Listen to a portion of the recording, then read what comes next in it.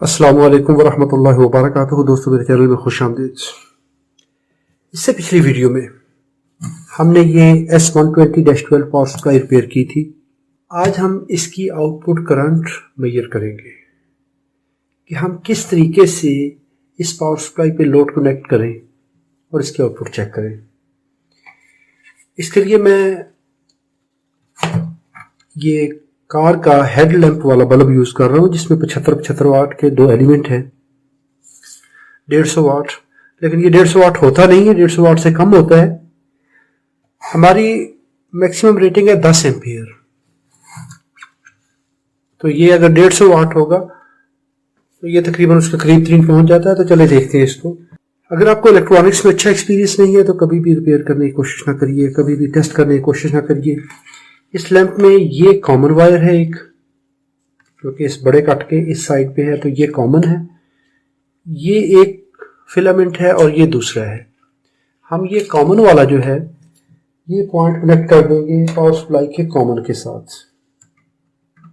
जो output side पे common है वहां पे हम ये कनेक्ट कर रहे हैं। 2 मल्टीमीटर मैं यूज कर रहा हूं। एक करंट के लिए, अगर आपके पास करंट मीटर है, एम्पियर मीटर है, तो वो तो सबसे बेहतर है। अदरवाइज इस मल्टीमीटर को मैं करंट के लिए और इसको वोल्टेज के लिए यूज कर दूंगा। कोई एक इस्तेमाल कर सकते हैं हम।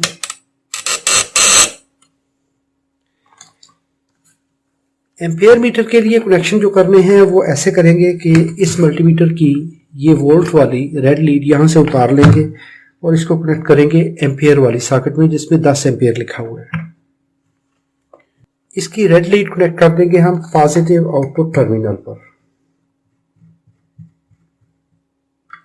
अभी ये ब्लैक लीड इस मल्टीमीटर की बच गई, इसको हम सेपरेट रख लेते हैं। ये वोल्ट मीटर है। वोल्टेज के लिए ब्लैक लीड को कॉमन पे लगा देंगे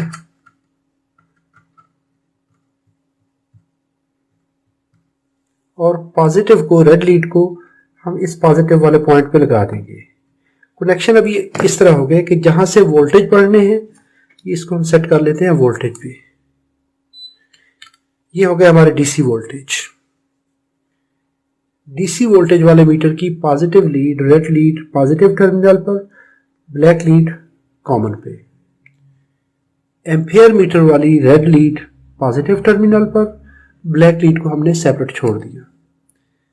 अभी हम करते हैं इसको अप्लाई पावर। आज सीरीज लैंप यूज नहीं करेंगे, क्योंकि जब आपने करंट मेजर करनी होती है तो फुल लोड देना होता है। उस वक्त सीरीज लैंप फुल लोड नहीं ऑन होने देगा। अभी हमारे पास इस लैंप की ये 2 तारें बच गई। मल्टीमीटर को हम सेट कर लेंगे डीसी एम्पियर पे। नॉर्मली ये एसी एम्पियर में है, तो इसको हम डीसी एम्पियर में लगा लेते हैं। ये ब्लैक लीड किसी एक टर्मिनल पर हम लगाएंगे। यहां पर 3.8 एम्पियर है। आउटपुट वोल्ट देख लें 12.06। अभी हम किसी एक टर्मिनल पर लगाएंगे तो 12.06 और 3.8 एम्पियर। दूसरी साइड पे देख लेते हैं। इस पे 4.1 एम्पियर और वोल्टेज स्टेबल है 4.1 एम्पियर। इसका मतलब है अगर 4 एम्पियर ले रहे हैं, 12 वोल्ट है तो 12 चौक 48 वाट एक साइड पे है। इसको देखेंगे 3.7 है। इसको भी आप 4 एम्पियर ही करें तो 48 वाट दूसरी साइड पे है। तो ये तकरीबन 48 76 वाट, 76 वाट। तो इस पे टोटल जो है 75 वाट लिखा हुआ है। 150 वाट लिखा हुआ है, तो 150 नहीं है, ये बेसिकली 40 वाट की है।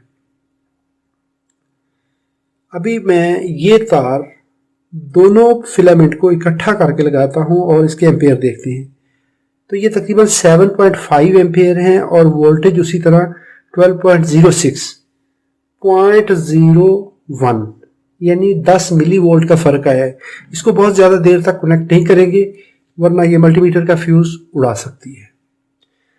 अभी देखें वोल्टेज जो है वो उसी तरह स्टेबल है, लोड के बगैर भी और 7 एम्पेयर लोड देने के 7.5 एम्पेयर लोड दे के भी 10 एम्पेयर की पावर सप्लाई 7.5 एम्पेयर लोड दे रही है तो वोल्टेज अभी भी स्टेबल है।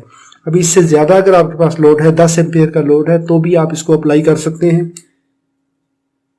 ये देखिए 7.55 और वोल्टेज उसी तरह 12.05 है, लोड के साथ और बगैर लोड के। तो इसका मतलब ये है कि हमारी ये पावर सप्लाई रेगुलेशन दे रही है। ये मल्टीमीटर हटाया तो वोल्टेज ख़त्म हो गए, तो ये